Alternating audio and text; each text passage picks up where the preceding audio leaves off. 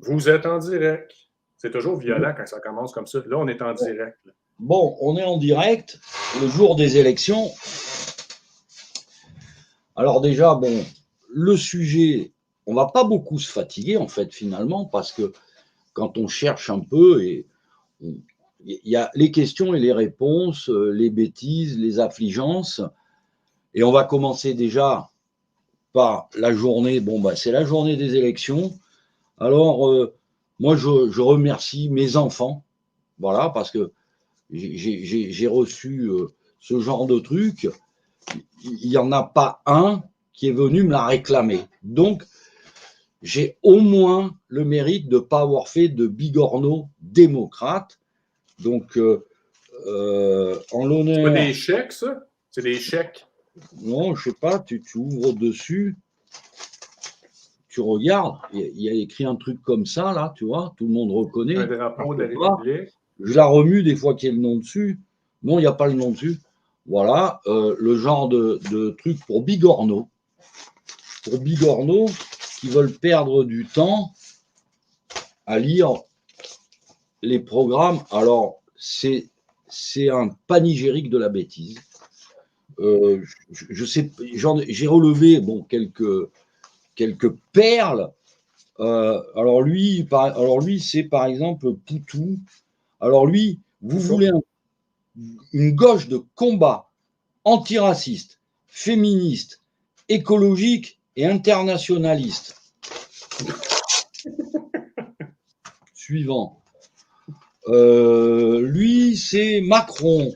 Alors lui, oh là là, lui, il annonce 50 000 infirmiers et aides-soignants en plus. En pleine crise du Covid, il en a enlevé, mais maintenant, remettez mon place, je vous en remets. Une pension minimale à taux plein à 1 100 € par mois. Priorité à la lutte contre les déserts médicaux, les a fabriqués bien entendu, report de l'âge légal à 65 ans de la retraite, et surtout, ça c'est une offre abordable de voitures électriques. Alors ça... Merde, on a raté son beau visage, Denis. J'ai pas pu l'admirer. Jean Lassalle, bon, il est sympa, il est brave. On est dans les élections. Alors Valérie Pécresse... alors là. Es-tu belle, elle? Peux-tu lever un petit peu la feuille? Là, c'est affiché. Là. Elle doit être trop belle. Ok, il y a de quoi de bizarre. Bon, elle promet, au début, c'est prison, police municipale et armée obligatoire dans les villes, réduire les délais de jugement, une France des propriétaires, machin. Donc, voilà. Marine Le Pen, voter Marine, c'est vous rendre votre pays et votre pouvoir d'achat. En économie, ça ne vaut pas tripette là-dedans. Oh, Zemmour, c'est une perle. Zemmour, j'ai relevé un truc là. Zemmour, bon, on sait très bien que c'est l'Église, mais pas Jésus. L'Église catholique, mais pas Jésus. Bon, je ne sais pas quelle Église. Et il écrit supprimer la redevance télé. Il a croqué dessus, maintenant il peut la supprimer. Il a dit qu'il ne va plus à la télé, donc ça ne coûte rien. Fabien Roussel, celui-là, je ne le connais pas. Lui, il est attaché depuis toujours à défendre la justice sociale. Il se bat contre les paradis fiscaux. Un héros. Voilà. Bon, il est sympa. Dupont-Aignan, il est brave, il va faire 3%, c'est bon, on n'en parle plus. Ça, je le connais pas, Nathalie Arthaud, je sais pas, sympa, avec la Guillet, ça va être un truc comme ça, voilà. Notre mission, faire face de Yannick Jadot. Jadot, il a été directeur des campagnes de Greenpeace et depuis 10 ans, il se bat contre le dérèglement climatique. Ça, c'est important. Alors ça, le mec, je ne sais pas comment il fait, parce que le dérèglement climatique... Au chiottes. Anne Hidalgo, ça doit être un bon coup. Quand elle était jeune, Mitterrand, il a dû s'amuser avec ce petit machin. Ou Hollande, je ne sais pas. On ne sait pas qui c'est. Mélenchon. Mélenchon, Alors lui, il nous a promis que si par malheur le Covid y revient, il nous vaccine tous. Il n'a pas encore compris les effets secondaires. Il ne doit pas lire, ça ne l'intéresse pas. Donc, et puis, bon, bah, les enveloppes avec. Hein. Oh putain, c'est plus solide une carte d'électeur que. Bon. Alors, ça fait du bien? Ah putain, qu'est-ce qu'on se sent soulagé. Donc, en fait, on va carrément envoyer notre générique. Attention, on vous abandonne parce que là, il y a quand même une réalité. On vous la montre et on en parle. Voilà. Barman, suppléant, envoyez la purée. Ah, c'est le châtiment. Faites pénitence. La fin des temps est venue. Oh, je n'en reviens pas. La fin du monde. Dans la Babylone mercantile où nous vivons, il est extrêmement difficile pour les vrais artistes de trouver une place au soleil face aux immenses moulements médiatiques qui les écrasent leur ombre gigantesque. Babylone, Babylone, Babylone, Babylone. Tu dis colle. Babylone, Babylone, Babylone, Babylone. Tu dis colle. Babylone, Babylone, Babylone, Babylone.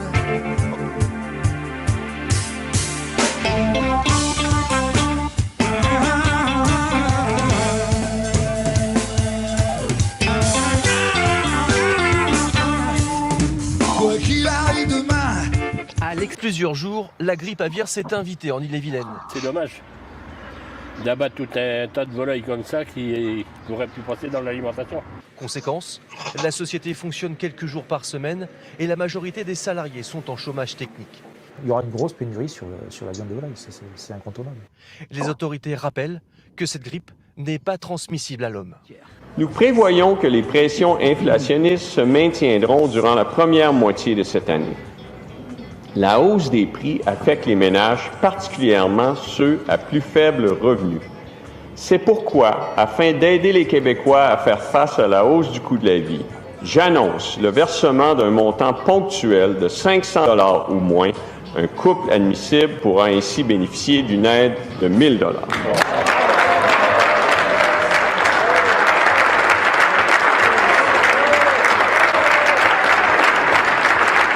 Une hausse à l'instar des prix de l'énergie pour compenser. Jean Castex annonçait ce jeudi la parade du gouvernement. Nous allons décider d'une sorte d'indemnité inflation de 100 € qui sera versée aux Français. C'est une indemnité classe moyenne, si vous voulez en quelque sorte, aux Français qui gagnent moins de 2 000 € net par mois. Ce vendredi, au programme du sommet européen, les dirigeants présenteront leurs intentions pour la suite de cette crise. Les coûts de l'énergie, eux aussi, sont en hausse significative. Des mesures seront débattues. C'est bon de rire après une dure journée de travail. Je vais rentrer chez moi de bonne humeur. Le fait que beaucoup d'États acceptent par principe des dollars au même titre que de l'or pour les règlements des différences qui existent à leur profit dans la balance des paiements américaine, ce fait entraîne les Américains à s'endetter, et à s'endetter gratuitement vis-à-vis de l'étranger, car ce qu'ils lui doivent, ils le lui payent, tout au moins en partie, avec des dollars qu'il ne tient qu'à eux d'émettre. Étant donné les conséquences que pourrait avoir une crise qui surviendrait dans un pareil domaine, nous pensons qu'il faut prendre à temps les moyens de l'éviter. Nous estimons nécessaire que les échanges internationaux soient établis, comme c'était le cas avant les grands malheurs du monde, sur une base monétaire indiscutable et qui ne porte la marque d'aucun pays en particulier. Quelle base?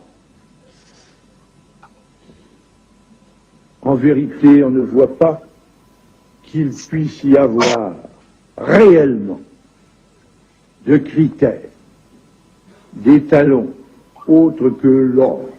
C'est que plus un pays est pauvre, moins il a d'électricité, moins il utilise de pétrole, plus il a de morts. Et des morts d'enfants. Alors vous prenez... On est sûr de ça? Absolument sûr, c'est les courbes qui figurent, qui sont des courbes sur la base des données incontestables de la Banque mondiale. En Inde, il y a 1 million d'enfants qui meurent chaque année parce qu'ils n'ont pas d'électricité, parce qu'ils n'ont pas accès au pétrole, ils n'ont pas accès à aucune énergie. Eh bien, le représentant de l'Inde a dit, nous voulons sauvegarder nos enfants, donc nous utiliserons nos mines de charbon. Voilà. Boing. Ah, putain, j'étais en train de m'endormir. Bon. Ouais, moi aussi. De Gaulle, là, son débit, là, excellent. Il va pas vite, mais ce qu'il dit est fort bien dit. Et en fait, c'est d'autant plus intéressant que, en fait, Poutine a fait du De Gaulle. C'est-à-dire, on est en pleine élection, là. Ils se prétendent tous de Gaulle en France. Hein. Alors là, maintenant, de l'extrême droite à l'extrême gauche, enfin, l'extrême gauche un peu moins, mais bon, quand même, quoi. Hein. Et qu'est-ce qu'il dit De Gaulle? De Gaulle, il vous dit, ben, c'est pas compliqué. Les Américains nous raquettent. Et aujourd'hui, qu'est-ce qui se passe? Comme on le disait au dernier bistrot, c'est une guerre de mafia. Et la mafia russe en a marre, et la mafia chinoise aussi, et d'autres encore, notamment, et on l'a choisi volontairement. Par exemple, on va reprocher à l'Inde d'acheter du pétrole pas cher à la Russie. Mais les gars, le manque d'énergie, c'est 1 million de gosses qui meurent. Et là, on était tous à l'agonie, parce que grâce à cause du vilain Covid, on a peut-être perdu 3 ou 4 enfants. Mais attendez les gars, quand il y a une espèce d'abruti, c'est dommage que tu n'as pas l'image du radiateur, les gens qui se chauffent avec le sang des Ukrainiens. Parce que là, alors là, dans la propagande, les gars... mais par contre, le million de gamins en Inde qui meurent parce qu'ils n'ont pas d'énergie, ou les gamins qui meurent toutes les 6 secondes hein, dans le monde parce qu'ils n'ont pas d'eau potable, alors que nous, on vit dans une opulence indécente, parce que, en fait, on ne veut pas voir d'où vient notre argent, et depuis fort longtemps. Parce que, en fait, ces milliardaires, on va dire, ceux qui dirigent le monde, qu'est-ce qu'ils font? En fait, ils étaient obligés de se servir de l'Occident pour mettre en place leurs petites bêtes qu'on verra un peu plus tard, d'ailleurs, pour mettre en place Babylone, pour mettre en place... ces gens-là, ils en ont rien à foutre. Des millions de gosses qui meurent, et ils nous font des comédies soi-disant qui nous veulent du bien. Alors qu'à l'instant où on parle, on s'est fait harakiri. Mais d'une manière extraordinaire. Si les gens se donnaient simplement la peine, quand vous allez quelque part, que vous rencontrez quelqu'un d'un quelconque corps de métier, demandez-lui qu'est-ce qui se passe dans son corps de métier vis-à-vis des décisions européennes dans cette guerre d'Ukraine. En fait, c'est de l'hystérie, de l'aveuglement, comme on n'en a jamais vu. On ne peut pas se passer de la Russie. On ne peut pas. À tous les étages, ils nous tiennent. Au niveau des engrais, au niveau de l'industrie, au niveau de l'énergie, au niveau des matières premières et au niveau des aliments. Alors, qu'est-ce qu'a fait Poutine? Il a fait tout simplement le retournement, parce que les Américains avaient prévu depuis très longtemps, c'est la doctrine Kissinger, c'est la première vidéo que j'ai fait, la crise selon Donisto, on va en mettre une petite partie vers la fin pour vous rappeler déjà ce que je disais à cette époque-là, ou ailleurs, enfin bref. Mais déjà, je vais vous expliquer, les gens qui dirigent le monde se battent pour le contrôle de la nourriture, le contrôle de l'énergie et le contrôle de la monnaie. Et là, vous assistez à cette bagarre en direct.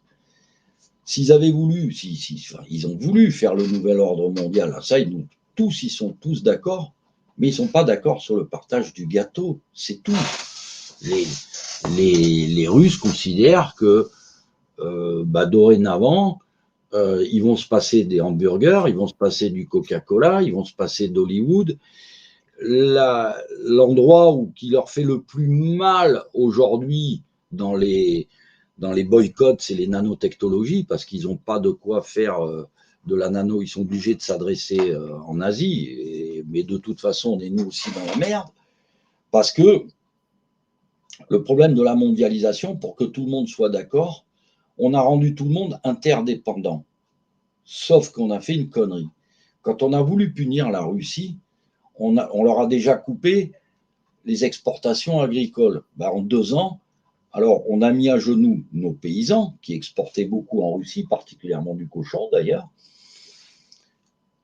Et en 2 ans, pas de problème, ce que vous ne nous livrez pas, donc ça l'a obligé à avoir une autonomie alimentaire complète. Donc déjà, il a dû se dire, contrôle de la nourriture, je suis passé à travers. Il restait le contrôle de l'énergie, ça, il était assis sur la plus grande réserve mondiale de matières premières et d'énergie par habitant, quand même. Avec le Canada, qui a le privilège, on va parler de nos amis canadiens, d'être le pays en matières premières le plus riche au monde, loin devant tout le monde, et pour vous prouver que tous les gouvernements sont dans la combine, c'est pas compliqué. Comment un pays aussi riche que le Canada peut-il être aussi endetté? Comment est-ce possible? C'est même indécent. C'est indécent quand on sait que, en fait, on endette des gens, on va dire, grassement nourris.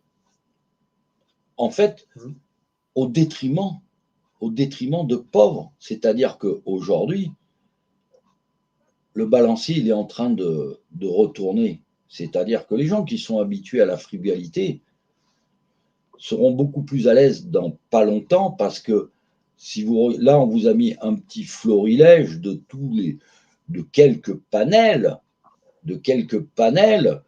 de corps de métier qui sont excessivement touchés. Je crois que tu as dû en enlever tellement j'en ai donné. On arrête les usines de carrelage, on arrête toutes les usines ferment. Les usines ferment actuellement à cause de l'énergie. Et il ne nous a pas coupé le gaz et le pétrole pour l'instant. La seule chose qu'il a fait, il a fait du De Gaulle. Il a dit, voilà, dorénavant, vous allez nous payer ou en roubles ou en or, avec une parité à 1550.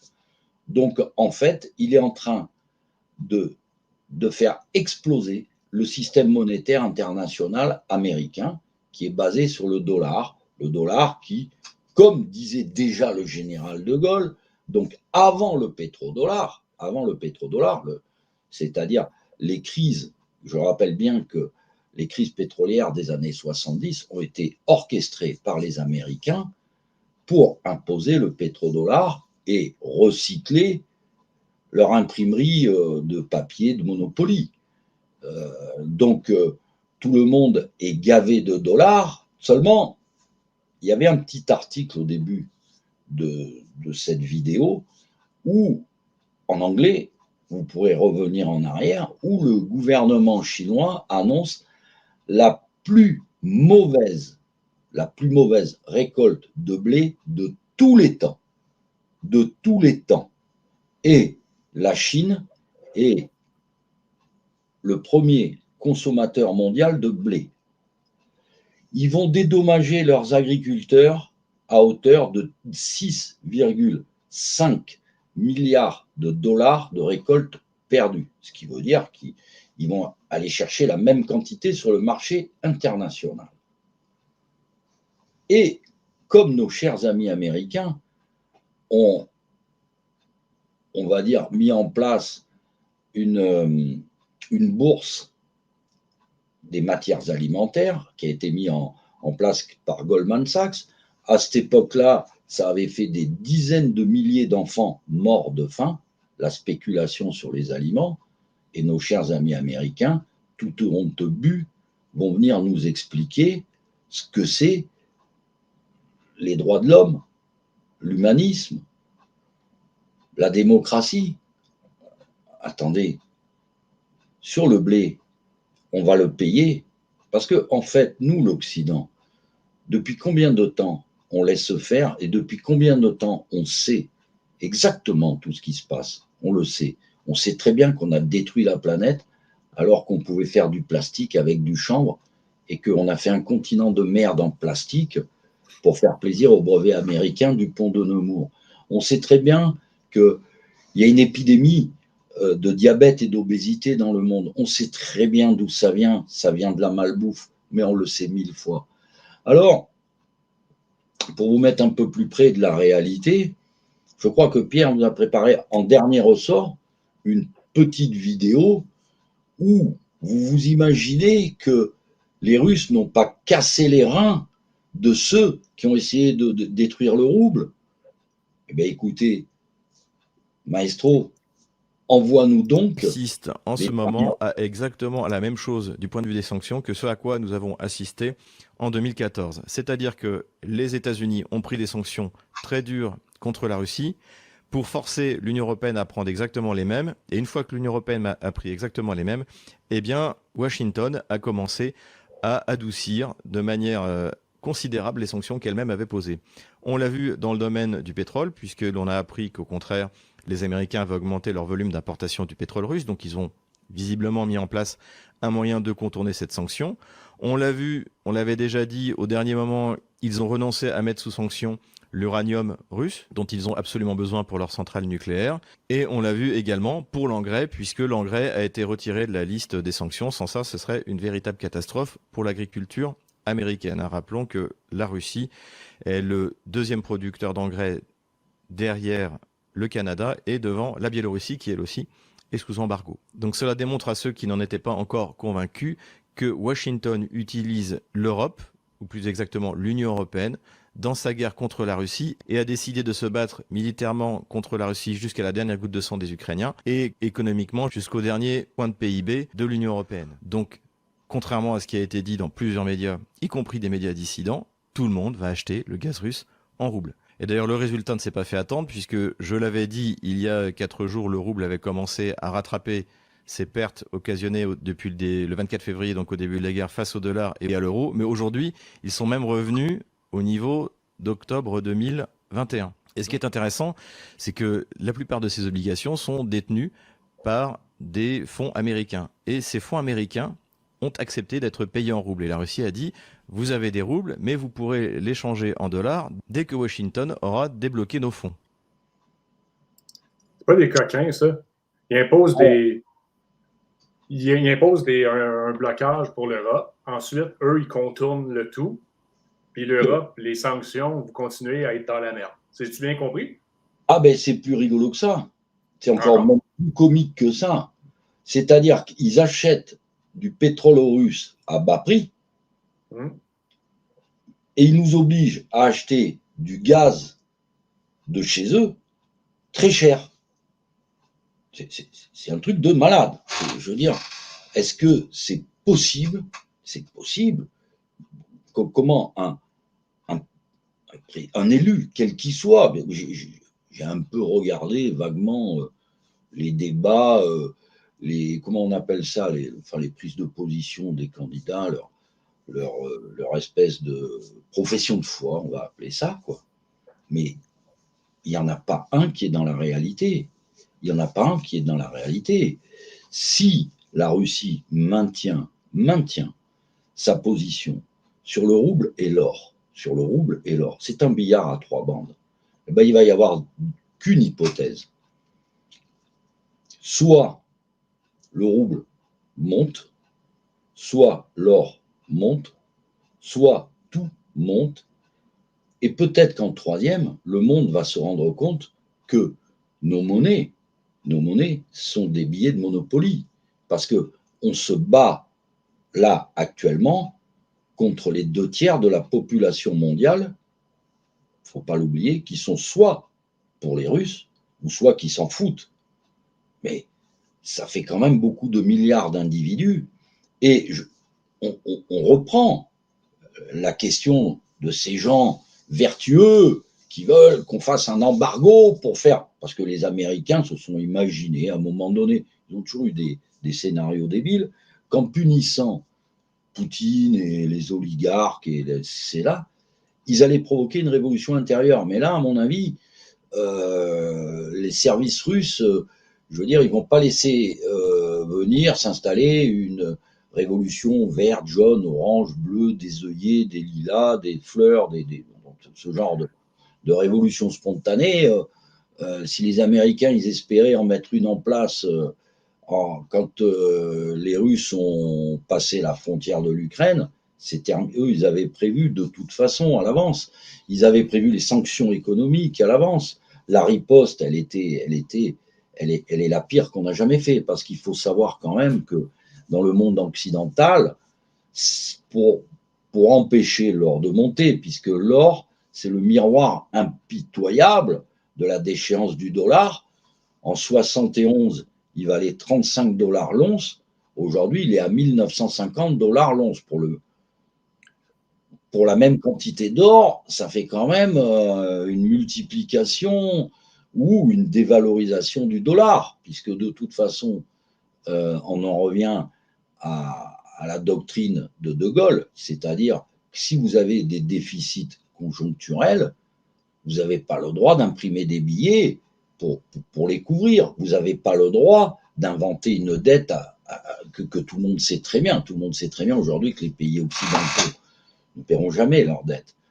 Mais dans le cadre d'une remontée des taux qu'on avait annoncé, que j'ai hurlé depuis des années, je dis mais attendez les gars, quand il va y avoir une remontée des taux, il y a l'inflation, mais il va y avoir un double ciseau. Avec l'inflation, il y a une remontée des taux, sauf que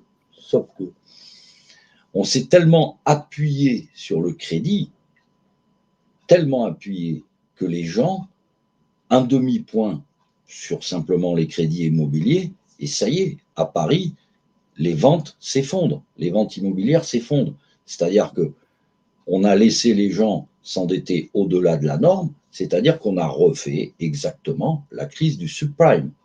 La crise du subprime qui est arrivée, je le rappelle, à partir des attentats du 11 septembre, Alan Greenspan a baissé 11 fois les taux américains et après, quand tout le monde a été bien endetté dans l'immobilier, il les a remontés 11 fois.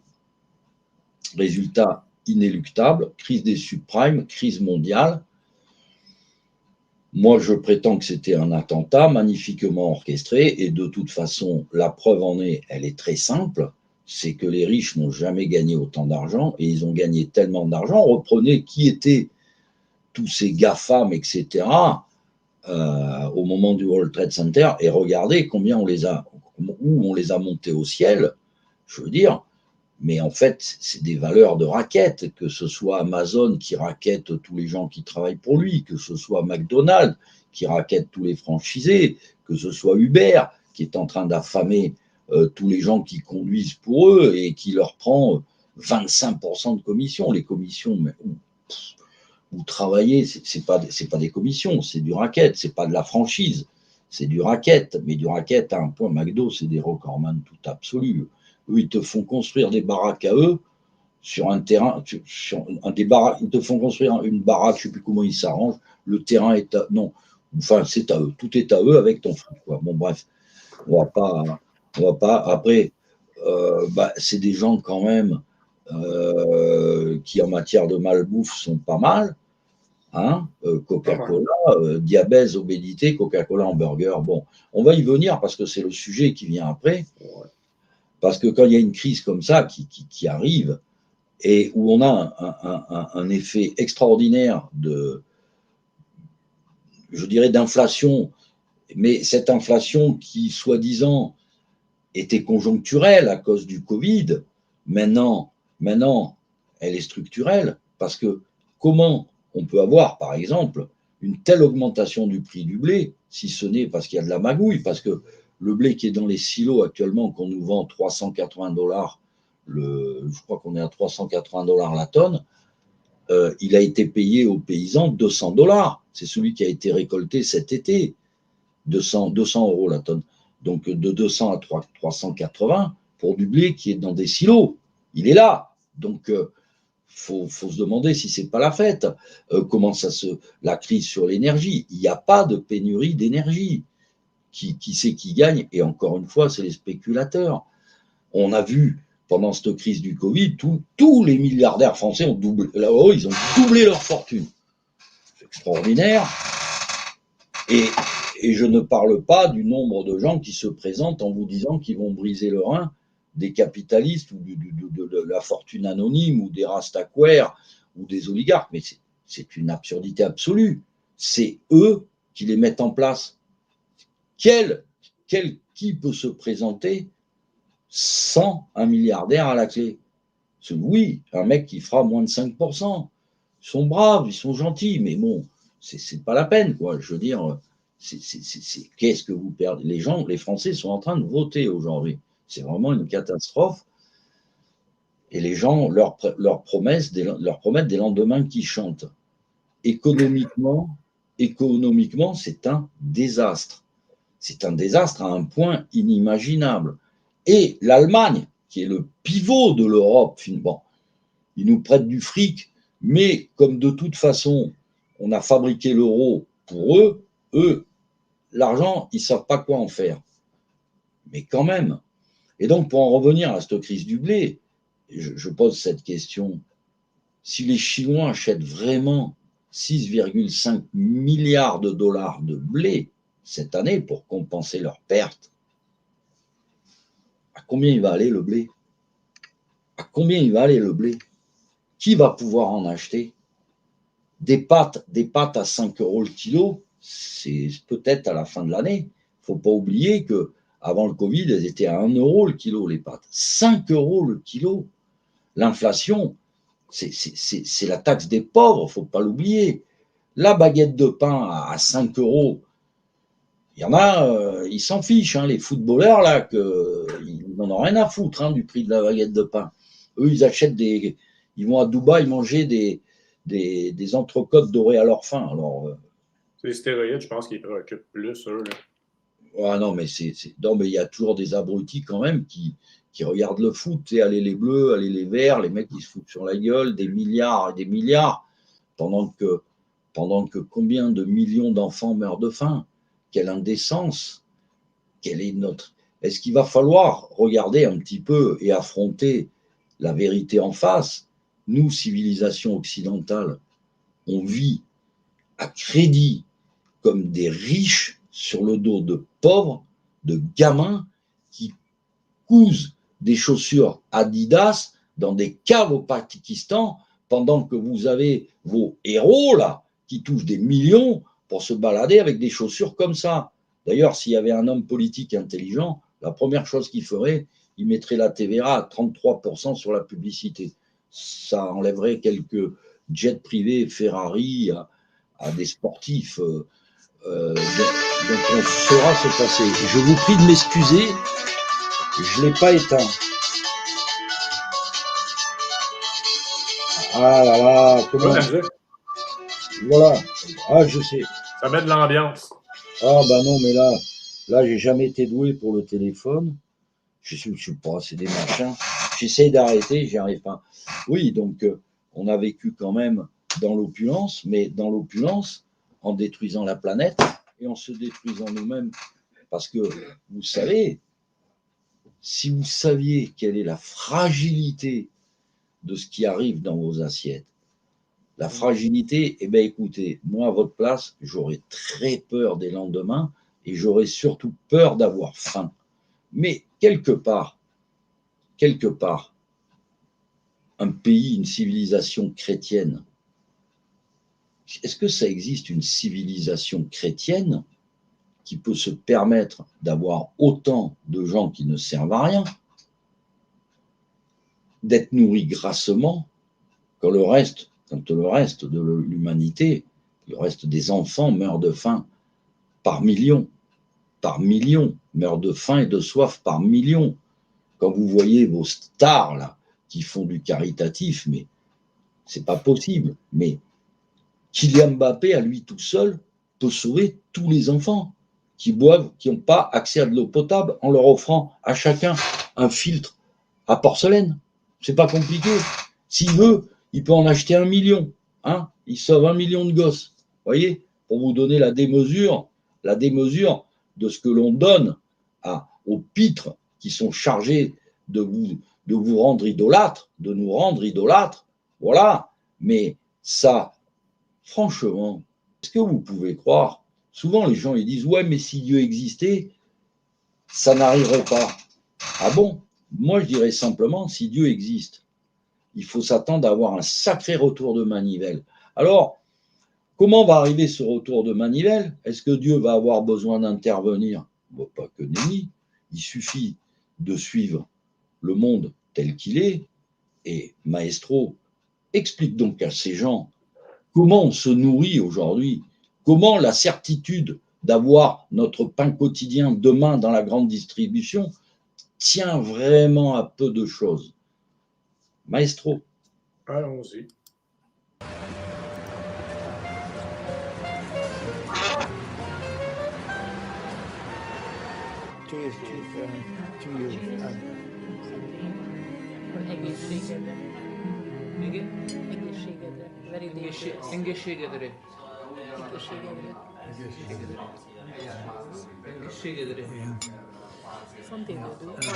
The interviewer asked me, would you eat it? I said, no, if I could avoid, I certainly would not eat it. The other point I made was and that was the real that was the real killer. I said that we have the laboratories, we have the laboratory animals to test the safety or the lack of safety of genetically modified foods. We should not use our fellow citizens as guinea pigs. And everybody understood the message.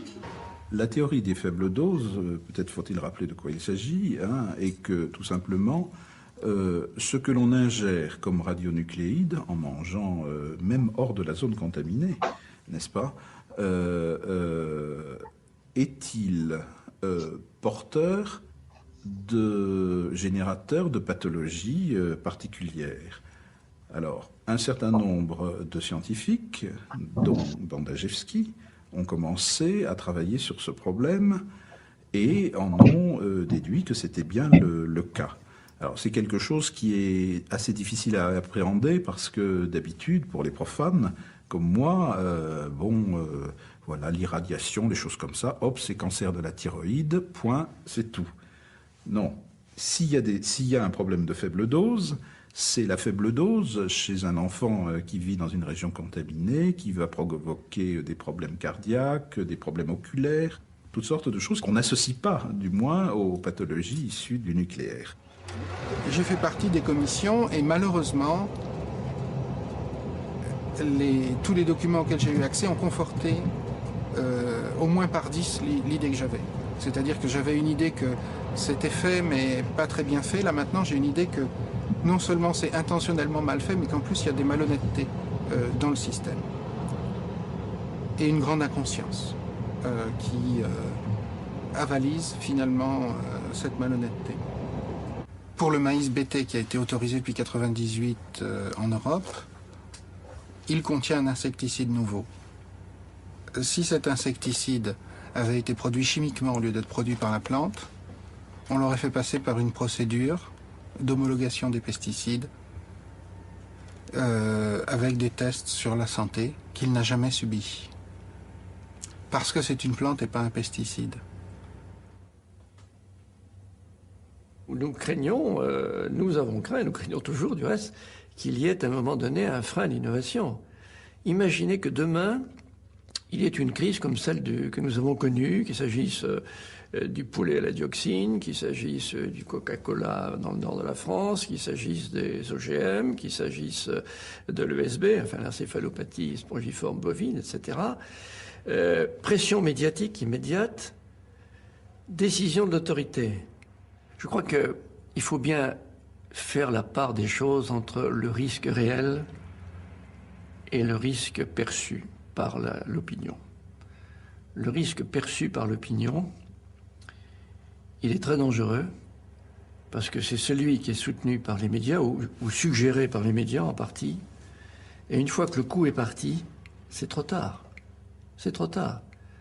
Vous n'allez pas convaincre une opinion publique qui a été déjà convaincue par une masse d'articles de journaux, d'émissions de radio, d'émissions de télévision sur un point donné. Et ça devient extrêmement difficile. Nous ne faisons plus de culture en Europe, nous gérons de la pathologie végétale. C'est-à-dire nous essayons de maintenir vivants des plantes qui ne demandent qu'à mourir tellement elles sont malades. Rien à voir avec de l'agriculture. L'agriculture, c'est pas ça. L'agriculture, normalement, c'est cultiver des plantes saines. On ne mettait pas un pesticide en 1950 sur les blés en Europe. Il n'y avait pas un traitement fongique qui était appliqué. Maintenant, c'est au moins 3-4. Sinon, le blé, il est pourri avant d'arriver dans le silo. Donc il y a quand même une énorme différence, si vous voulez, au niveau... Mais ça se voit pas, parce que comme on a balancé les produits, il tient le blé, il est bien. Sauf que s'il se casse la figure, alors... Parce que comme on met trop d'azote, il tombe. Vous avez dû voir dans les champs les blés qui tombent. Alors on met des hormones pour raccourcir les tiges, c'est pour ça que les blés sont bien plus bas qu'autrefois. Autrefois, les blés faisaient 1,50 m.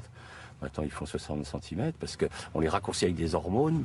Alors ces hormones, il faut avorter les arbres qu'il y a autour. Enfin, fait disparaître toute la flore... parce que ça gêne les reproductions des dicotylédones. Enfin, c'est un espèce de monde complètement strange, quoi. Mais les gens ne le savent pas, donc ils se battent devant les champs. Autrefois, les champs, c'était plein de coquelicots, il y avait plein d'autres espèces, il y avait une biodiversité dans un pays comme la Hollande a déjà perdu 75% de toute sa flore. Il y a une des flores les plus pauvres de la planète, la Hollande. Mais c'est intensifié au niveau agricole de façon incroyable. Tu l'as vu ton sol? Non? Ah, tu vas voir, c'est impressionnant. Hein,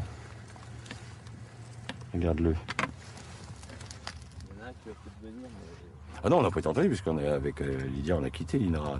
On s'est mis à notre compte. Puisque quand on a commencé à montrer que les sols mouraient biologiquement, on nous a demandé de nous taire. Donc on a quitté l'Institut et on s'est mis à notre compte parce que on estimait que notre devoir de scientifique, c'était quand même d'alerter le monde agricole que la voie qui était choisie n'était pas la bonne ne permettrait pas de faire une agriculture pérenne.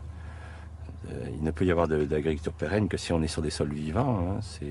Le sol abrite 80% de la biomasse vivante. Hein. Donc si vous tuez, on en a tué 90%, c'est qu'on est en train de tuer tout ce qui est à la source de la vie. C'est quand même les microbes qui nourrissent nos plantes, qui font que nos plantes sont saines, sont nutritifs pour nous.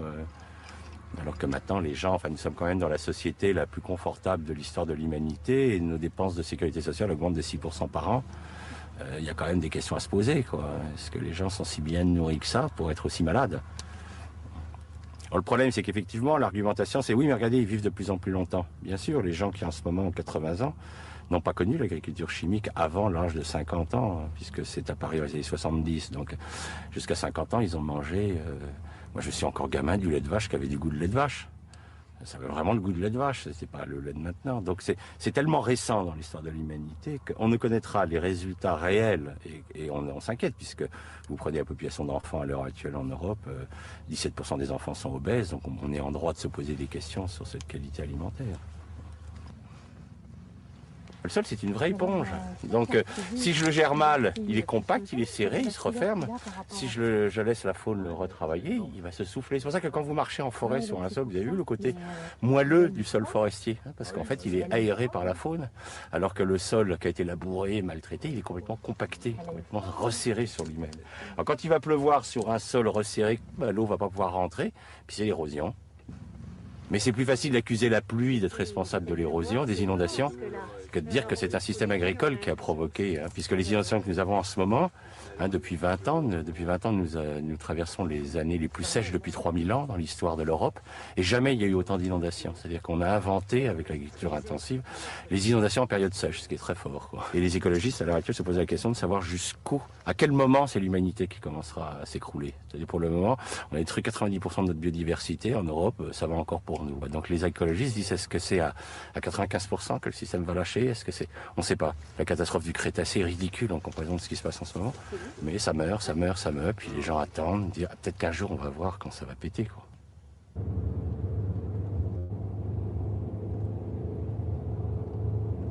Nécrotechnologie, si tu veux, c'est le pendant aux biotechnologies. Ce qui est extraordinaire dans le cas de ce qu'on appelle les biotechnologies, c'est que les industriels qui les pratiquent, qui s'intitulent des industriels des sciences de la vie, d'ailleurs il faudrait comprendre pourquoi ils utilisent le terme sciences de la vie plutôt qu'industriels de la biologie. Donc les industriels des sciences de la vie, ce sont quand même, il ne faut quand même pas l'oublier dans le domaine agricole, ce sont quand même les gens qui fabriquent les produits en seed.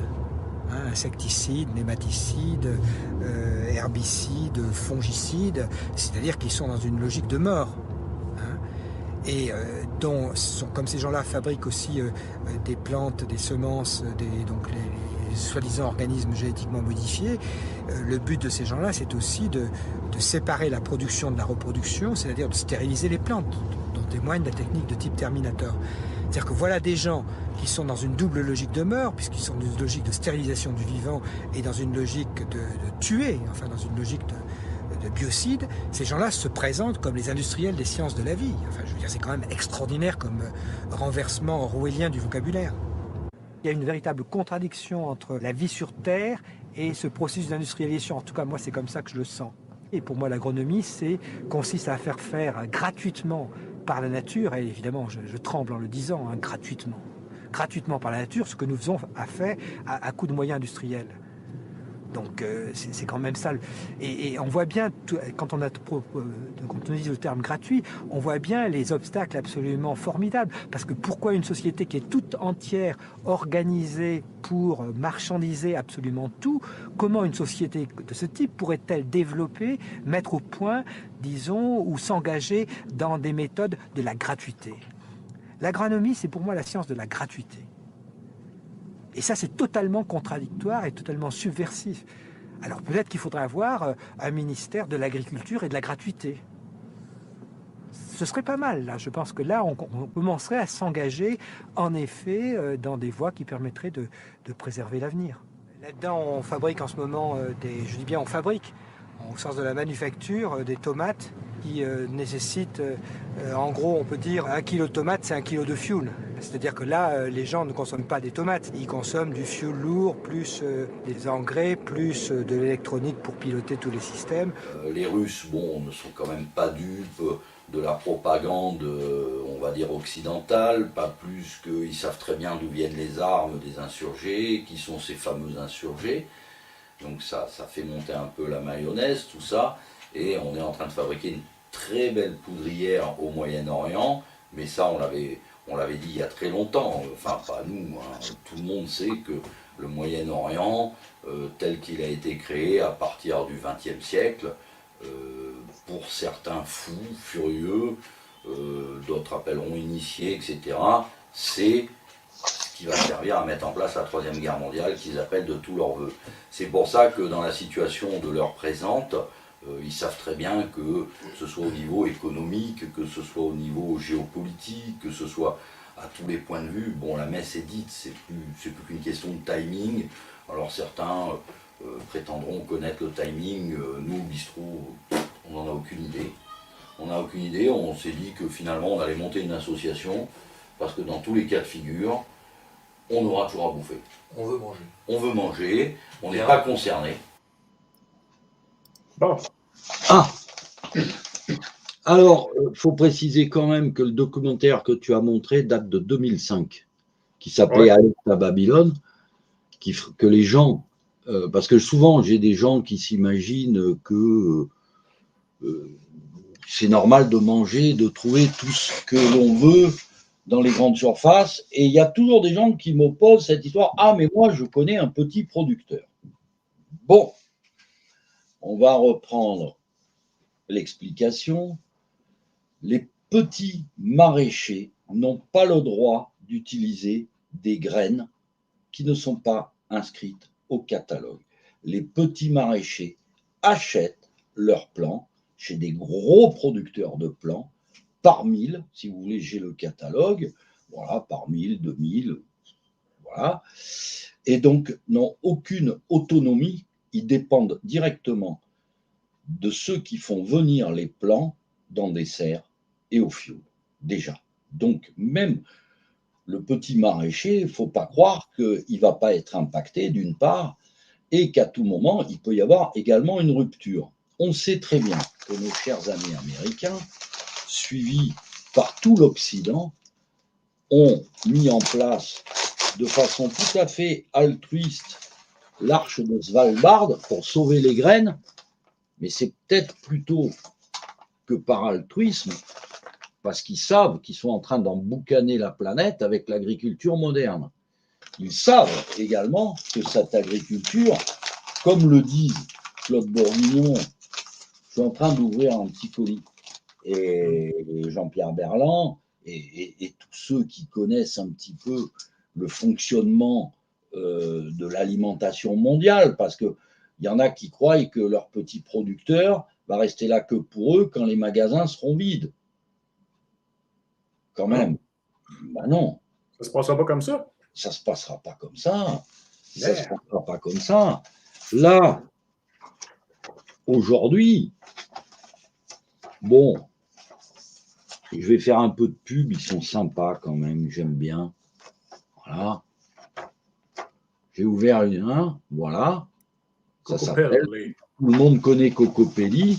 Voilà. Alors, dans les temps difficiles, vous voyez, il y a 10 ans, j'expliquais aux gens, j'avais monté une association, il y a plus de 10 ans, où chacun pouvait venir et apprendre à se servir de graines et choisir des graines qui soient reproductibles. Donc là, j'en ai encore plus. Là, j'ai fait un stock. Si vous voyez le prix des graines, vous allez comprendre. Je ne sais pas pourquoi, c'est la guerre en Ukraine. Mais alors là, ça vaut son pesant de cacahuètes. Moi, j'ai acheté ce que je ne reproduis pas. J'ai une production. Voilà. Je ne bouge pas d'un iota. Je dis, les gars, un jour, vous aurez la Troisième Guerre mondiale. Mais avant, parce qu'il y a un ordre à donner, je pense qu'il va y avoir un krach économique, puisque de toute façon, les Américains, il ne faut pas croire, ils sont pour le krach économique. Tout le monde est pour le krach économique. On sait très bien parce que le vaisseau, il coule. Mais le problème, c'est que cette puissance économique a été installée sur un modèle d'agriculture mondiale interdépendant. C'est-à-dire que ce que vous mangez, ce que vous voyez dans votre rayon de grande surface, ça a été calculé le nombre de kilomètres que font les produits que vous voyez arriver. C'est une moyenne, hein, parce que le problème, c'est l'interdépendance. Voyez-vous, un cochon, on peut lui donner à manger quelque chose qui vient d'Argentine, mais qu'un spéculateur a amené en Chine en bateau, et puis parce qu'ils vont sauver la planète. Mais les bateaux des spéculateurs sur les mers, je peux vous dire qu'ils font des tours en rond. Hein. Voilà. Et à l'arrivée, tout ce qui arrive dans votre grande surface, la moyenne kilométrique, c'est 2400 km. Alors, peut-être qu'il restera quelques petits producteurs pas loin, mais moi, à mon avis, ils vont être débordés, ces pauvres petits producteurs, hein, pour nourrir tout le monde, parce que le petit producteur qui fait ses petits légumes, il achète ses plants chez un professionnel et il cultive 1000 pieds de tomates, s'il veut, mais il ne produit pas ces pieds de tomates. Il les achète tout fait. Donc, je conseille aux gens, et puis cette année, ceux qui vont aller dans les jardineries acheter des plants de salade, ah ben, ça va vous coûter le prix d'une salade hier. Hein. Je vais vous dire, il ne faut pas les rater, il faut qu'ils soient bien faits. Donc, au niveau alimentaire, c'est une catastrophe. Comme vous disiez Claude Bourguignon, et c'est le problème qui se passe aujourd'hui avec les engrais russes, si aujourd'hui ils ont transformé l'agriculture, c'est toutes les terres agricoles majoritairement mondiales, c'est une surface horizontale absolument morte, comme vous dit Claude Bourguignon, sur lesquelles on jette des graines Terminator, hybrides, génétiquement modifiées, c'est tout ce que vous voulez, c'est une énorme chimie avec un pack qui va avec, d'engrais, de machin, tout est prévu à l'avance. Et si les Russes n'y livrent pas, ben c'est pas compliqué, hein. Les experts disent à peu près 40% de rendement en moins. Sans engrais, les terres sont tellement pauvres que les rendements vont tomber de moitié. Alors, comme en plus les Chinois ont tout raté, comme en plus on a un petit problème également avec les poulets, on a eu des petits problèmes avec le gel, petit à petit, ça va faire un trou. Alors, il y en a certains qui disent « Oh, c'est pas grave, il y a des enfants qui vont mourir ailleurs. » Ailleurs. Vous savez... Loin des yeux, loin du corps. 1 million de gosses. Le détail, c'est un chiffre. On s'en fout. On va demander à l'Inde de ne pas acheter de pétrole russe pas cher en solidarité avec nous. Nous, on a mis le monde à genoux parce que on avait des vieux qui mouraient et voilà, ben, c'était la loi de la vie. Quand la barbe blanchit, on sait qu'on s'approche du dépôt de bilan. Donc là, bon, bref. Donc pour que nos petits vieux se baladent en camping-car partout et s'aiment toute la France, ou qu'ils meurent en EHPAD à 2 000 € par mois avec un repas à 4,50 €, ce que tout le monde sait, mais que maintenant que c'est dit, les gens ils vont dire « Oh là là, quand tu vas voir ton grand-père en EHPAD, tu vas dire « Ouais, il est en EHPAD, tu vas avoir peut-être un peu honte. » Un peu honte peut-être, peut-être pas, oui, mais on peut tu vas le voir, parce qu'il y en a beaucoup qui ne vont même plus. Donc là, salut papa. On s'en va au cimetière. Téléphone. Bref. Donc, dans cette magnifique société chrétienne qui empoisonne ses enfants, sans vergogne, parce que nos enfants, on vous a expliqué déjà au bistrot d'avant, j'espère que vous avez bien écouté l'usine de crétins, parce que quand on les met à la cantine, et puis tiens, parlons un peu des cantines. Ça, je connais bien le sujet. Qu'est-ce qu'ils bouffent dans les cantines scolaires, vos gosses? Mais qu'est-ce qu'ils mangent? C'est une catastrophe. Comme les vieux dans les EHPAD. C'est de la merde. Et après, nos gosses, on a une société qui se suicide par la bouffe, par le spectacle, par les loisirs. C'est d'une indécence totale. Et les gens, ils disent « Ah ouais, mais si Dieu existait, il n'y aurait pas ces enfants qui meurent. » Ce dont ils n'ont rien à foutre, les mecs qui vous disent ça. Hein. Ils n'ont rien à cirer. Hein. C'est pas pour ça il va diminuer son train de vie. C'est pas pour ça qu'il va faire dans la frugalité. C'est pas pour ça qu'il va se mettre à gratter le sol. Non, non, non, non. Lui, il veut que le bon Dieu continue à lui accorder des privilèges indécents dans l'état actuel du monde. Voilà de quoi on est et de quoi la balance, à mon avis, va basculer. Parce que ça m'étonnerait qu'on ne voie pas une famine en France. Ça m'étonnerait. De la manière dont est géré le monde, de la manière dont fonctionne le commerce international, de la manière dont on est pris pour un con, de la manière dont on conduit la terre, de la manière dont on s'amuse avec la monnaie, les taux d'intérêt, l'énergie, l'écologie, l'agriculture, c'est à tous les niveaux, c'est un château de cartes. C'est un château de cartes et on vous a remis alerte à Babylone, le sujet a 17 ans.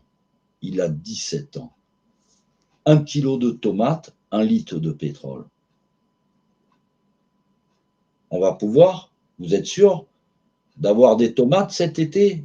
Vous êtes sûr d'en avoir assez? Moi, à votre place, j'aurais une petite méfiance, les gars. Ouais, il y en aura, mais bon. La merde va coûter cher. Hein. Quant à la bonne, elle sera réservée pour l'Élysée. C'est comme ils réservent leurs vaches qui écoutent la musique. Peut-être ils vont venir me voir parce que moi, j'ai que des tomates anciennes. Hein. Alors, bon, je rappelle que, quand même, mon association existe toujours. Dès le départ, des gens qui sont venus, etc., je dispose, pour ceux qui veulent venir voir un peu à quoi ressemble la Vendée, je dispose d'un logis que j'ai toujours mis à disposition pour tous ceux qui voulaient apprendre, je dirais, le survivalisme chrétien. Voilà. Ça c'est très important. Donc, simplement, je vais vous dire comment. Voilà. Parce que dans ce monde où on ne sait pas combien il y a de gens inutiles, qui sont grassement nourris à rien faire, je vais me permettre d'exhumer un petit texte. Ça s'appelle Saint Paul aux Thessaloniciens, que je ressortirai à la fin du sujet pour quelqu'un d'autre. Et qu'est-ce qu'il dit? Et nous n'avons mangé gratuitement le pain de personne.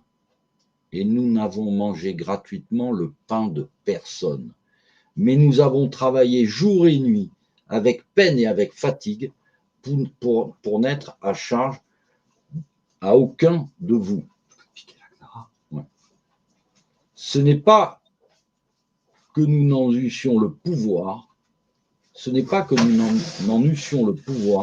mais c'est que nous avons voulu nous donner nous-mêmes pour modèle afin que vous nous imitassiez.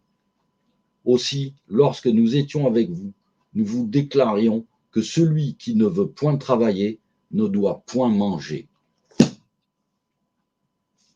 Alors, petite lettre ouverte à beaucoup de gens qui se croient indispensables dans ce monde.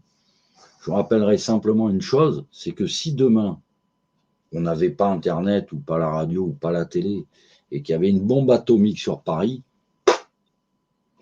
on ne le saurait même pas. Enfin, si, on le saurait parce qu'on aurait moins de travail à les nourrir.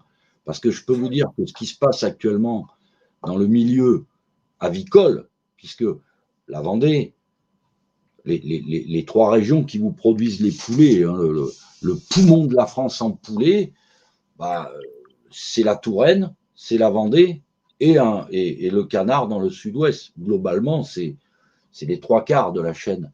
Alors, on a fermé avec la grippe aviaire qui est en train de devenir mondiale. Je n'ai pas vu passer la carte, c'est pour après. La crise aviaire. Non, je pense que je ne l'ai pas ajouté. J'ai merdé à la boulette. Ben, on voit très bien que c'est même au Québec, et ça s'étale partout, là, comme par hasard. Voilà. Alors, voilà, le Québécois a merdé. Le merdeux a merdé. Ah là là là là là. On avait la carte mondiale de la grippe aviaire, parce que ils vont vous ressortir, bien entendu, la Covid pour cet hiver, avec toutes les conséquences économiques, plus la guerre en Ukraine, plus la crise sur le blé. C'est vraiment un bon melting pot. Là. Admettons là, qu'on imaginait un scénario catastrophe, ça se rapproche un peu, je trouve, non? Ça sent pas bon. Ça sent pas bon du tout. Pas bon. Parce que bon, la guerre en Ukraine, c'est horrible. Oui, c'est horrible.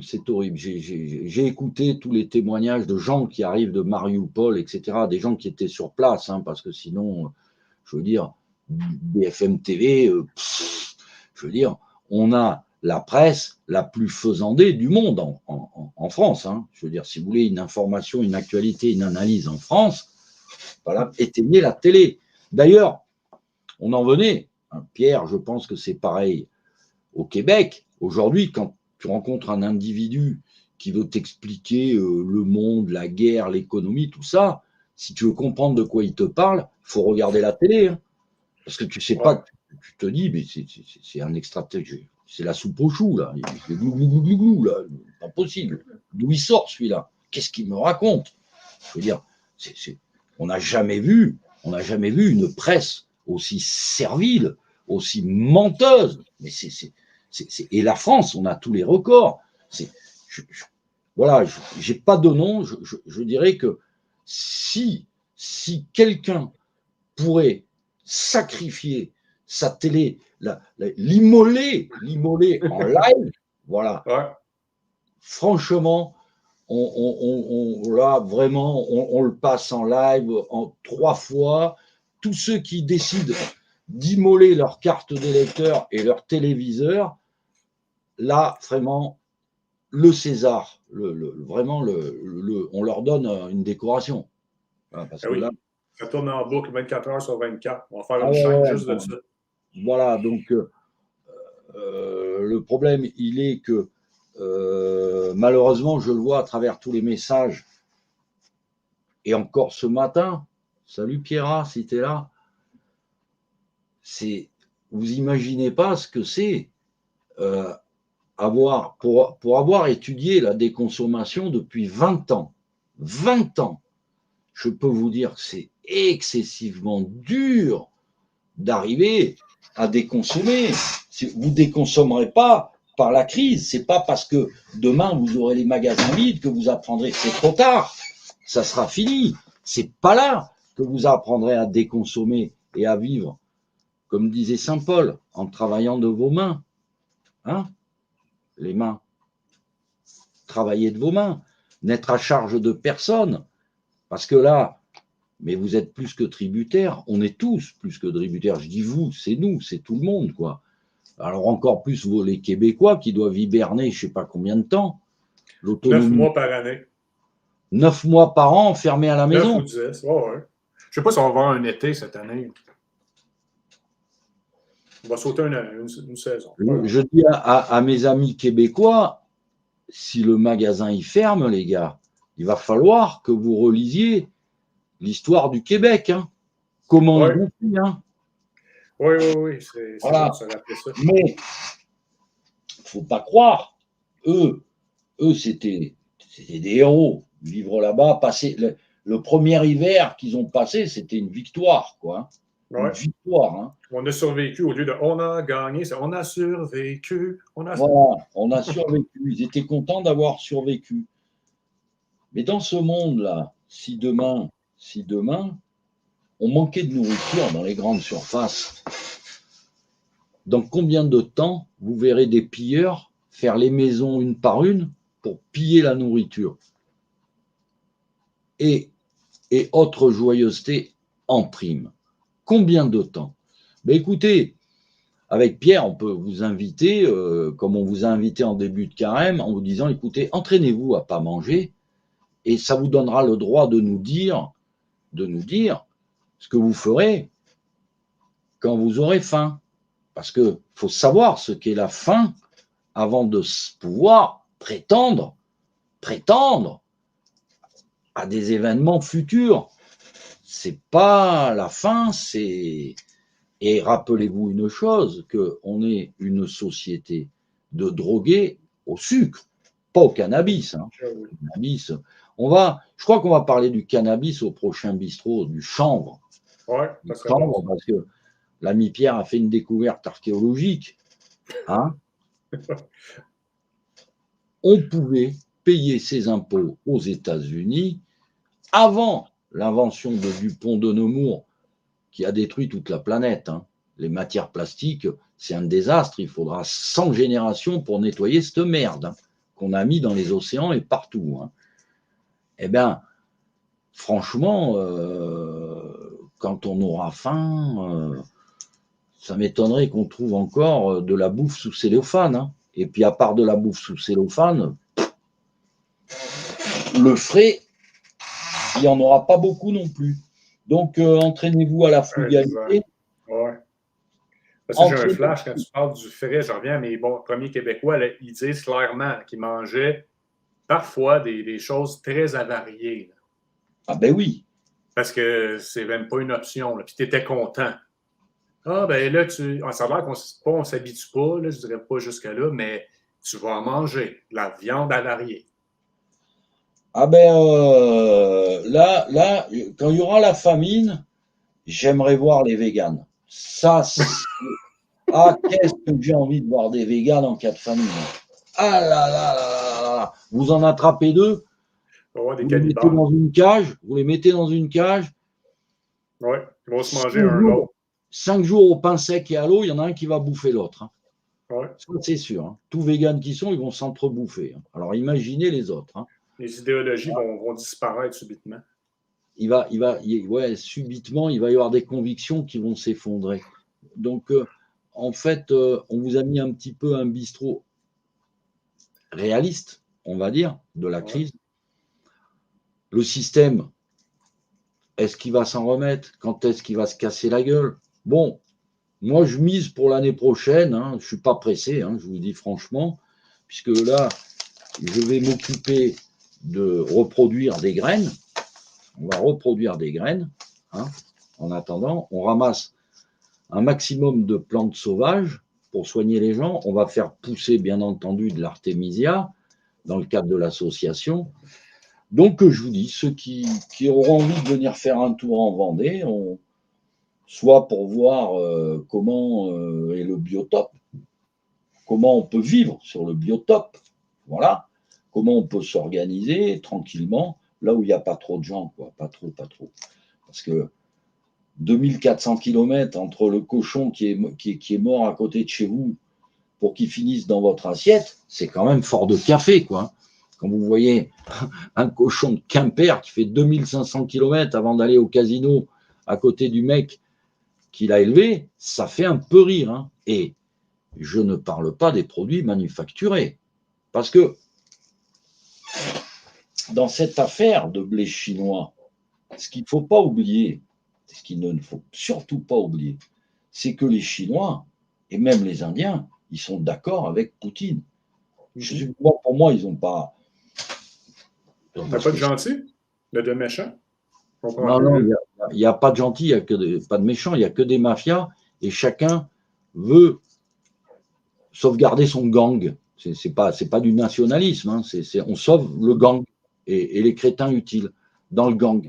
C'est-à-dire, il ne faut pas croire que quand Macron nous traite de crétins, ou François Hollande de sans-dents, ou Sarkozy, c'est les mêmes, hein, c'est l'élite française. Là, en parlant de Macron, ça me donne un flash, le Denis. Parce qu'il y a des idolâtres là, de politique là, qui aiment beaucoup Macron, là, qui oui, sans fond. Là. Ouais, mais là, on arrive dans le bigornoscope, là. Puis ça va détendre un peu l'atmosphère. Ouais, on va détendre, on reprendra. Mais là, bon, on est un peu tendu. Je peux en rajouter un peu, non, on en garde pour la prochaine fois. Je pense qu'on va regarder de la prochaine fois. Là. On en garde pour la prochaine fois et on va quand même parler du bigornoscope. Ouais, parce que quand même, là. On a quand même lancé la chasse aux bigorneaux. Oui, puis ça, c'est. Je pense championne du monde, peut-être, on ne sait pas, mais en tout cas, on la met dans notre. Une vraie démocrate. Une vraie démocrate. Une vraie. Ah oui, elle pense à Macron la nuit, c'est sûr. On paye la tournée à tous les démocrates de la Terre. Voilà, une vraie démocrate. Et faites gaffe parce que plus vous serez démocrate et plus vous aurez ce genre de syndrome. Méfiez-vous. Okay. On n'a pas de traitement pour ça. Allez, Maestro, envoie-nous une démocrate. Pour voir Macron. Oui, je suis fier et contente d'être là. Je suis ému parce que ça me fait plaisir de voir tout ce monde-là. Et je voterai et je l'aiderai jusqu'au bout. Je suis une colleuse, je colle tous les affiches. Je suis sur le terrain, je fais du tract. Depuis 2020, je suis là avec la République en marche et je suis vraiment fier. Et j'espère qu'il va gagner. On va mettre les barrages. Ne vous inquiétez pas, on est nombreux juste à l'Isère. On est à 2500 adhérents. Donc, ça fait quand même on est beaucoup, on est nombreux. Regardez le monde, ça fait plaisir. Les jeunes, les vieux, les pas vieux, les handicapés, même les handicapés, ils sont là. Alors, comment il ne va pas gagner? Il va gagner, Macron, c'est le meilleur des meilleurs.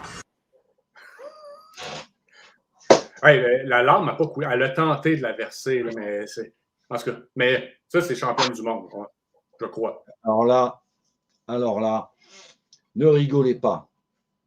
Ne rigolez pas, parce que franchement, regardez un mec démocrate qui est pour un candidat. C'est un exalté. S'il était chrétien, qu'est-ce qu'il aimerait Jésus? Mais non, il est idolâtre. Donc, il choisit son clown. Et voilà le résultat. C'est dangereux. Attention, on vous prévient. Hein? Traînez pas trop. Zemmour, Marine. Moi, j'ai ce passage-là. Là. Je suis une colleuse. Elle colle ça partout, elle. Au-dessus de son lit, il y a une photo de Macron. Ah ben, elle a la photo de Macron, mais alors Macron, il en a rien à foutre de ce genre d'abruti, lui, il n'est pas là pour eux. C'est ça qui est extraordinaire. C'est un mec, il est clair qu'il n'est pas là pour le peuple, et dans le peuple, tu as des ramassis d'abrutis qui font la queue pour aller voir. Enfin, ils n'étaient pas trop nombreux quand même. Hein. Pas de loin, non. Ils n'étaient pas trop nombreux, mais vraiment, ces élections, j'espère qu'il y en a qui comprendront enfin cette mascarade débile et stupide à laquelle j'ose espérer qu'il y aura de plus en plus de gens qui refuseront de s'y prêter ou de moins en moins qui participeront, c'est comme on veut. Donc ça, c'était le bigornoscope pour nos amis démocrates. Attention, c'est contagieux. Vous vous mettez à côté de gens comme ça dans un meeting, faites gaffe, vous pouvez devenir pareil. Attention, gaffe au meeting, c'est contagieux. Et puis après, on a maintenant, donc dans ce pandémonium, ce monde, parce que je repose toujours la même question, quoi. Franchement, quand on voit ce monde,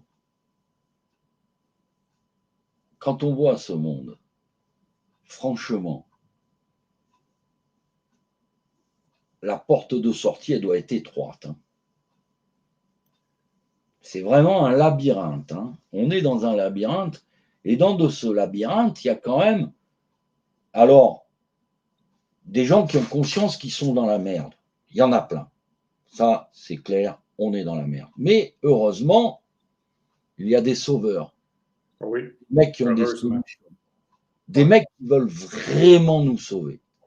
Vraiment, qui nous veulent du bien. Et là, ils s'occupent de nous au niveau spirituel. Parce que matériellement, on est dans une période de faste.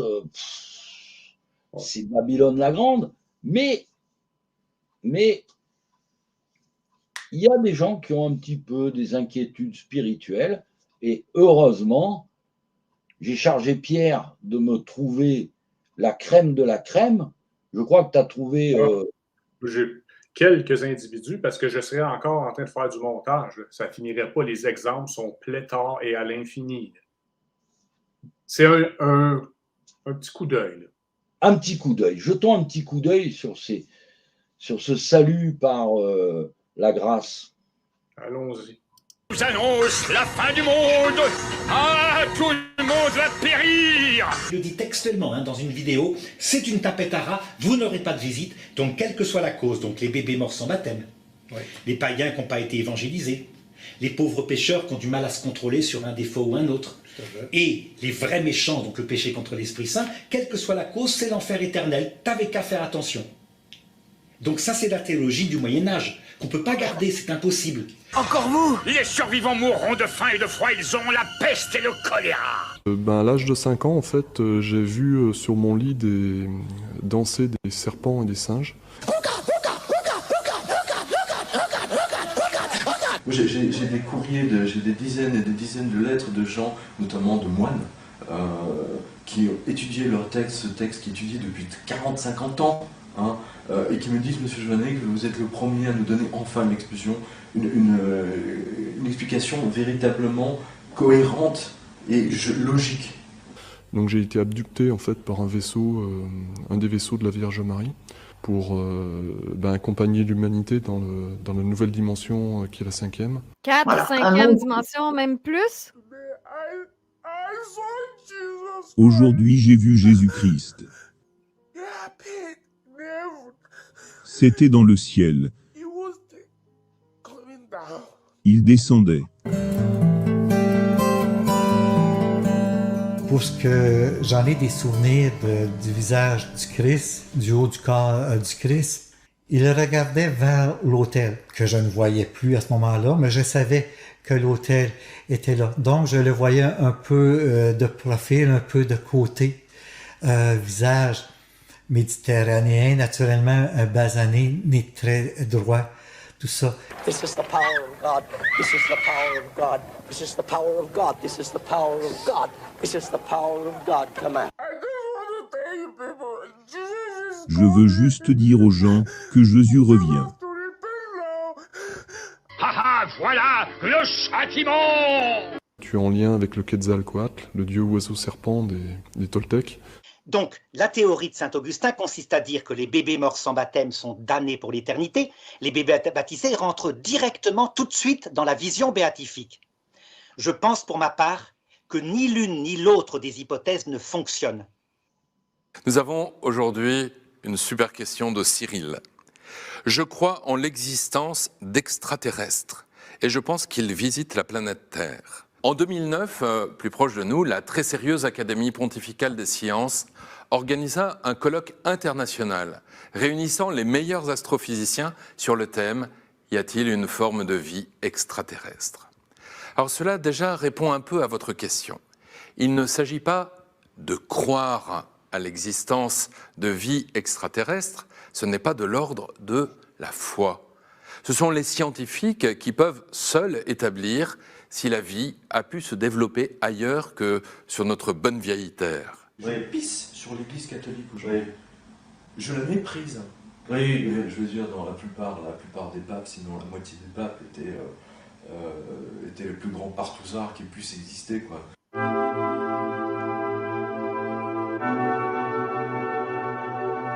Nous vous protégeons. Je vous bénis. Saint Michel, archange.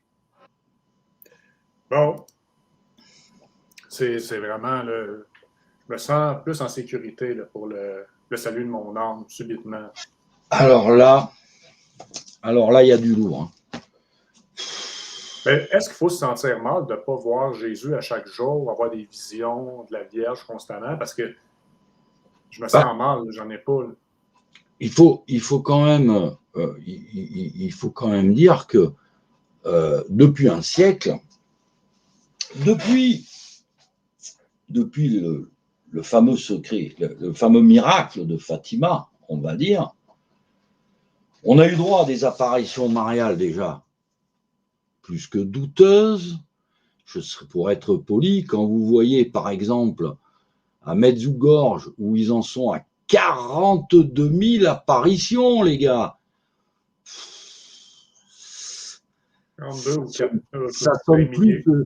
Ça sonne plus Dallas ou Dynasty ou série américaine. Je sais pas quoi. 42 000 apparitions. Waouh, les mecs. Et ça dure depuis combien de temps déjà, Pierre? Ça, mais moi, je crois que j'ai vu 4000 apparitions, des milliers d'apparitions. Ouais, ou 4000. Puis même l'Église conciliaire prenne des distances quelque peu. Ça dit tout, selon moi. Ah ben oui, hein, surtout que là, on a des sacrés pingouins au sommet là-haut. Hein. Ben, je déduis que la Sainte Vierge n'a pas été assez claire. Il faut toujours qu'elle clarifie, là, comme Luz de Maria, à toutes les 2 semaines. Ouais, alors bon, Michel Archange. Alors ensuite, bon, il y a les garabandalistes. Bon, ouais. Moi je dis ça, je dis rien, mais bon, je préfère Bernadette Soubirous à Nevers qui se décompose pas que les filles de Garabandal à New York, à Long Island ou je sais plus trop où, dans les quartiers de riches aux États-Unis, mariées. Ça sent pas trop l'habitude, quoi. Hein, je sais pas, les petits voyants de Fatima, là, Lucie, bien sûr, elle a vécu très vieille, enfin, jusqu'au moment où ils l'ont remplacée. Après, on ne sait pas combien de temps elle a vécu, parce qu'ils l'ont remplacée, bien entendu. Je rappelle également que c'est Ratzinger qui a vidé la cellule de la fausse Sœur Lucie. Il a mis des scellés, on ne touche plus. Je rappelle aussi, parce que par rapport je le redirai jamais assez, par rapport au troisième secret de Fatima, que soi-disant, nous dit l'Église, c'est l'attentat contre le pape. Si c'est l'attentat contre le pape, pourquoi Paul VI, je crois que c'est Paul VI, pendant la crise de Cuba, a donné le troisième secret à Kennedy et à Khrouchtchev et qui se sont arrêtés de suite. Si ce fameux secret, c'était l'attentat du pape en 80, je ne sais pas combien, 82, je ne me rappelle plus. Voilà, donc vous voyez très bien que c'est une fadaise. Vous voyez très bien que quand il y a un message de la Sainte Vierge, c'est pas une clownerie. Je viendrai vous prévenir, tu seras ma messagère, et pendant 20 ans, tu as des abonnés avec des... Non. Une télénovela. Non, c'est télénovela. C'est du télénovela. Après, vous avez l'inénarrable du mouche, lui, tout le monde va au ciel, donc c'est impeccable. Allez-y, vautrez-vous à Babylone, vous irez au ciel avec Arnaud. Bon, on a mis quand même le grand auteur eschatologique Jovanovic. Oui, qui est pour Garabandal. Lui, il aime bien celle-là. Je pense qu'il en a parlé dans un de ses livres sur l'Apocalypse. Ouais, il est pour tout le monde. L'important, c'est le nombre de livres vendus. Lui, il s'en fout. Hein. Si tu veux, il te fait un reportage sur la reproduction des coccinelles. Hein. Si ça paye, il le fera. Hein. Donc voilà. Donc ça, c'est une autre catégorie. Après, vous avez les charismatiques, etc. Les mecs qui voient Jésus. Il y en a qui parlent avec Jésus. Il y en avait un, on ne l'a pas retrouvé.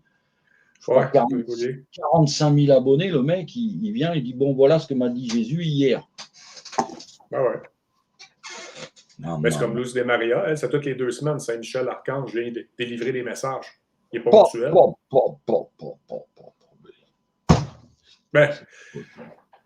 Le discernement, on dirait qu'il est disparu. Donc, il faut rappeler aussi aux gens, tu as pensé à mettre la bibliothèque de l'Apocalypse qu'on vous a mis en place, où tout le monde a accès. Je crois qu'il faut un compte, je ne sais pas quoi, une application. Me demandez pas. Bon, je sais pas, j'ai pas, je sais pas m'en servir. De toute façon, j'ai les livres là en live, donc il n'y a aucun souci. Donc, ça, c'est des gens. On imagine quand même que, la moyenne peut se rendre compte que. Mais des fois, le problème, c'est qu'il y a des mecs, ils ont vraiment l'air sérieux et crédibles. Vraiment, vraiment, vraiment, vraiment. Et il y en a un il est venu sur ma vidéo de l'Apocalypse. Je n'ai pas trop compris pourquoi il est venu me voir en me disant que je ne savais pas faire la différence entre un prêtre licite et valide. Voilà. Bon, bref. Donc, ce joyeux personnage est venu un peu me chatouiller. Et c'est des gens que j'avais nommés discrètement parce qu'ils ne sont pas très nombreux. Mais quand même, il y a un vernis quand même de connaissance, quoi. Mais c'est plus qu'un vernis. Le mec, il est à fond, quoi. Il vous le dit. De toute façon, moi, les docteurs, la théologie, la DTC, le gars, il est venu me dire, voilà, monsieur, vous m'avez censuré, vous m'avez empêché de répondre. J'ai dit, attendez, cher monsieur l'abbé, avez-vous oublié qu'il y a 20 ans, on a été filmés ensemble, alors que je vous apportais la contradiction charitable, quand vous conseillez à des jeunes, il y a plus de 20 ans, de ne pas se marier parce que l'antéchrist est là, là, c'est pas catholique. C'est pas catholique, ça. Alors, ça m'embête parce que ce pauvre curé, il s'est fait virer des connes. Il avait raison. Vous voyez, monsieur l'abbé, je connais tout le fond. Oui, vous aviez raison de déchirer ce papier où on vous demandait de vous soumettre à Jean-Paul II. Oui, vous aviez raison, mais faut pas non plus fermer la porte du paradis à tout le monde en promettant l'antéchrist et la fin du temps. Mais prenons son propos à ce garçon. Tu peux nous l'envoyer, Pierre? Ce jeune homme? Ouais, envoie-nous. Allons-y. À vous, scribes et pharisiens, hypocrites que vous êtes, parce que vous fermez aux hommes le royaume. Non, c'est pas le bon. Et non, il y avait Zinzin avant. Ah, Zinzin. Mais je ne l'ai pas, là, ici, Denis. Ah! Bon. Malheur à moi. Alors, je vais quand même répondre, avant d'envoyer le générique de fin, je parle de Monsieur Labézins. Monsieur Labézins qui crie à qui veut l'entendre que c'est la fin des temps et que maintenant, c'est l'antéchrist qui arrive. Et rien d'autre, c'est le seul scénario. Sur quoi il tient sa thèse? Il me l'a sorti il y a plus de 20 ans, parce que, 2e Thessaloniciens, normalement, l'antéchrist qui empêche la venue de l'antéchrist, c'est le pouvoir des clés, le pouvoir de Saint-Pierre. Et lui, il dit, vu que Rome est tombée et qu'il n'y a plus de pape, eh bien, ça y est, c'est les temps de l'antéchrist.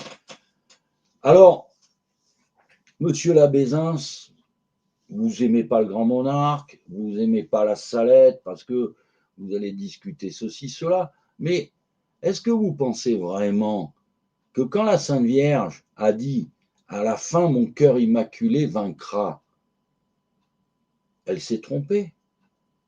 S'est-elle trompée, Monsieur Labézins? Et vous la placez où? Vous le placez où, ce cœur immaculé qui va vendre? Parce que vous nous vendez l'antéchrist de suite. Et où il est le règne du Sacré-Cœur, Monsieur l'abbé? Il n'existe pas. Non. Alors, je vais vous répondre encore une fois, mais ce coup-ci, ce n'est pas moi qui vais vous répondre. Sur la question du 2e Thessalonicien, je vais utiliser l'histoire universelle de l'Église qu'on a mis à disposition à tout le monde. OK? Et on va parler justement de cette suprême puissance de l'antéchrist. Quelle est la suprême puissance qui empêche l'antéchrist de venir? Et voilà ce que dit. Je montre le livre d'Arras. Hein. Ok. Un certain nombre d'interprètes ont pensé que dans cette parole mystérieuse, j'ouvrais les guillemets, que celui qui retient maintenant continue à retenir. L'apôtre indiquait la puissance romaine. Il rattache à cette hypothèse d'autres expressions non moins obscures de l'Apocalypse, d'où il résulterait qu'à la fin des temps, Rome redeviendrait la Babylone maudite, serait le siège de l'Antéchrist et périrait avec lui. Nous avouons que ces diverses interprétations nous semblent par trop arbitraires. Il est plus simple à la fois et plus digne de la majesté de l'Écriture de respecter ce qu'elle a de mystérieux, laissant à la Providence le soin de nous révéler, à l'heure marquée par ses décrets, ce qui dépasse en ce moment notre intelligence. Ok ? On remarquera d'ailleurs l'accord de l'enseignement apostolique avec celui de l'Évangile. Notre Seigneur nous a dit que l'heure et le moment demeurent dans le secret de Dieu. Alors, tous ceux qui vous vendent la fin du monde, l'antéchrist, ou ce que je ne sais pas quoi, nous, on fait juste appel à votre intelligence, pas plus. La foi, c'est Dieu qui la donne, c'est pas nous. Hein, pour comprendre quand même que on va quand même avoir des problèmes et que ces problèmes-là, ça, quand on se donne la peine de lire un peu l'Apocalypse, on se rappellera qu'il y a une ville nommée par Saint Jean. C'est une des trompettes. Et cette ville, elle s'appelle Tchernobyl. Donc, avant de prévoir l'Apocalypse à tout le monde, je redis ce que je disais déjà il y a 10 ans. Je veux dire, le monde, son temps est compté, tel qu'il est actuellement. Je ne sais pas comment il sera demain. Pierre, tu ne sais pas non plus. Personne ne sait comment ça sera demain. Mais tout le monde a conscience que ça va être compliqué. Alors, au lieu de vendre les élus suivez-moi, c'est-à-dire, si vous êtes avec moi, vous êtes un élu, parce que vous croyez ceci, cela. Nous, on nous dit, non, commencez déjà par apprendre l'ABC. Baissez-vous par terre et méritez votre pain quotidien, parce que dans pas longtemps, on va le perdre. On a du mal à le prier. C'est peut-être nos chers amis conciliaires, quand ils nous ont dit « Donnez-nous notre pain de ce jour », on a voulu du pont frais, mais ce n'était pas quotidianum danobis audi. Voilà. Et je rappellerai quand même à tous ceux qui se croient élus que êtes-vous prêts? Êtes-vous prêts comme Job? Je vous fais souvent référence au moral sur le livre de Job. Est-ce que vous êtes prêts à perdre tout ce qui vous est de plus cher, de plus nécessaire, indispensable, superflu, de tout perdre, là, comme perdent actuellement nos amis ukrainiens, qu'ils soient russophobes ou magyarophobes, ou on s'en fout. Regardez, et dites-moi, vous ferez quoi demain quand ça nous arrivera? Est-ce que vous direz comme Job, Dieu donne, Dieu reprend, béni soit le nom du Seigneur? Eh bien, à ce moment-là, on comptera ceux qui ont la foi.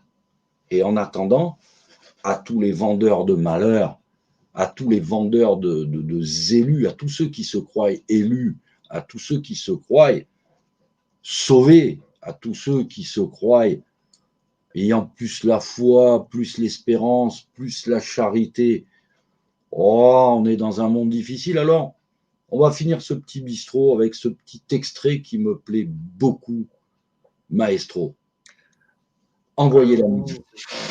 Malheur à vous, scribes et pharisiens, hypocrites que vous êtes, parce que vous fermez aux hommes le royaume des cieux. Vous n'y entrez pas vous-même, et vous n'y laissez pas entrer ceux qu'ils désirent. Conducteurs aveugles. Vous coulez un insecte, et vous avalez un chameau. Vous vous pliez devant la lettre de la loi, et vous trahissez le cœur de la loi. Justice, miséricorde, fidélité. Vous ressemblez à des sépulcres blanchis qui paraissent beaux au dehors, mais qui au dedans sont pleins d'ossements, de morts et de toutes espèces d'impuretés. Bon, je sais pas ces mots, hein? Hein? Bon, je sais pas ces mots. Donc, on va dire bonjour au monde, je crois. Ça va se terminer comme ça.